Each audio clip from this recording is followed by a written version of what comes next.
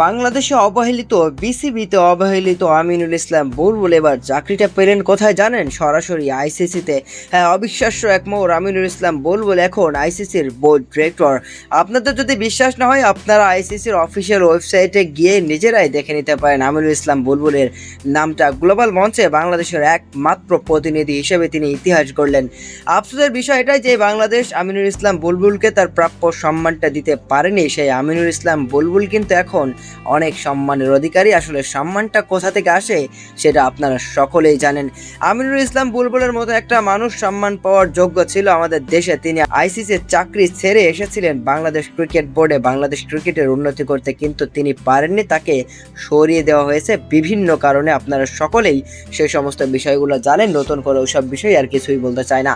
তবে এখন যে খবরটা এসেছে, আমিনুল ইসলাম বুলবুল তিনি এখন আইসিসিতে চাকরি পেয়েছেন। তিনি সরাসরি বোর্ড ডিরেক্টরের চাকরি পেয়েছেন। এর আগে কিছুদিন আগে এসএসসিতে চাকরি হওয়ার কথা ছিল তার, কিন্তু তিনি সেই চাকরিটি পাননি। কেননা তাকে কিন্তু দুইটি দেশ মিলেই অনেক বিভ্রান্তির মধ্যে ফেলে দিয়েছিল। পরে তিনি সেই চাকরিটি আর পাননি। অবশেষে আইসিসি থেকে একটা দারুণ সুখবর এসেছে, আমিনুল ইসলাম বুলবুল এখন আইসিসির বোর্ড ডিরেক্টর। আর সবচেয়ে ইন্টারেস্টিং এবং সবচেয়ে মজার যে বিষয়টা হলো কি জানেন, সেটা হলো বাংলাদেশ ক্রিকেট বোর্ড অর্থাৎ বর্তমান বাংলাদেশ ক্রিকেট বোর্ডের সভাপতিকে কিন্তু আমিনুল ইসলাম বুলবুলের কাছ থেকে পরামর্শ নিয়েই বাংলাদেশ ক্রিকেটের অনেক কাজ করতে হবে।